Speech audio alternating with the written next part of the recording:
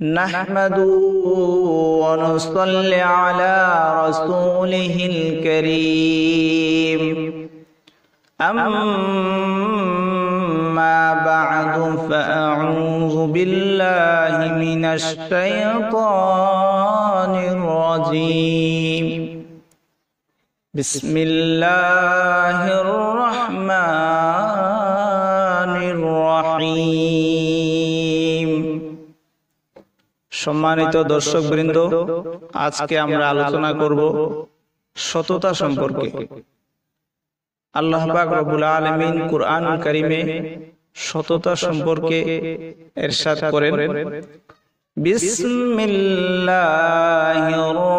রাহমানির রাহিম। ইয়া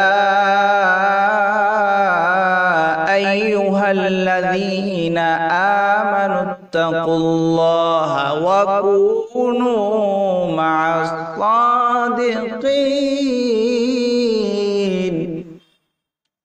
অর্থাৎ, হে বিশ্বাসীগণ, তোমরা আল্লাহকে ভয় করো এবং সত্যবাদীদের সঙ্গী হও।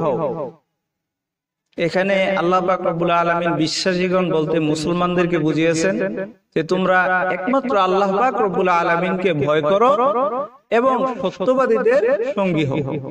তো সত্যবাদীদের সাথে সব সময় থাকো।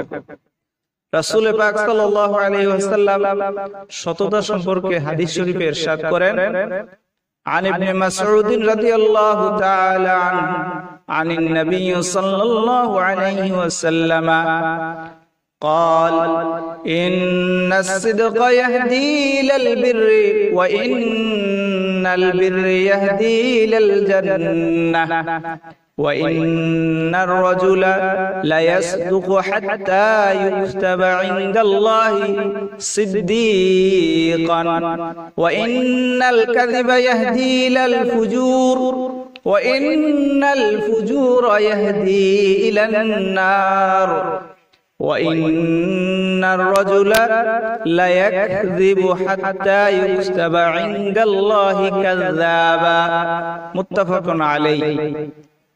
ইবনে মাসউদ রাদিয়াল্লাহু তাআলা আনহু থেকে বর্ণিত, নবী করিম সাল্লাল্লাহু আলাইহি ওয়াসাল্লাম ইরশাদ করেছেন, নিশ্চয়ই সত্য পূর্ণের পথ দেখায়।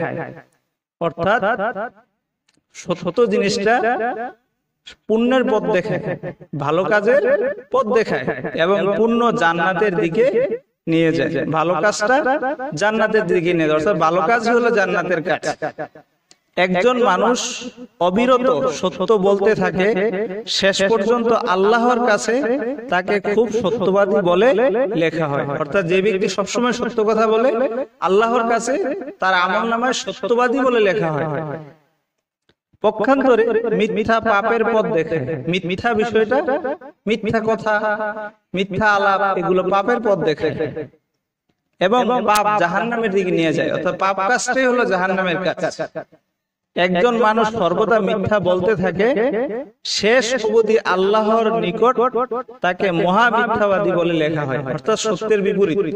যে সবসময় সত্য কথা বলবে, আল্লাহর কাছে তার আমলনামায় সত্যবাদী বলে লেখা হবে। আর যে সবসময় মিথ্যা কথা বলবে, আল্লাহর কাছে তার আমলনামায় তাকে মিথ্যাবাদী হিসাবে লেখা হবে।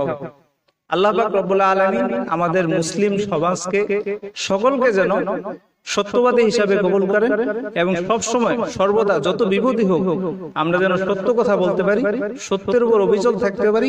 তাহলে আল্লাহ পাক রব্বুল আলামিন আমাদের আমলনামায় আমাদেরকে সত্যবাদী হিসাবে চিহ্নিত করবেন এবং কিয়ামতের ময়দানে আমরা সত্যবাদী হিসাবে মাথা উঁচু করে দাঁড়াতে পারবো। আমিন ওয়া আখির দাওয়ানা আলহামদুলিল্লাহি রাব্বিল আলামিন। আসসালামু আলাইকুম ওয়া রাহমাতুল্লাহি ওয়া বারাকাতুহু।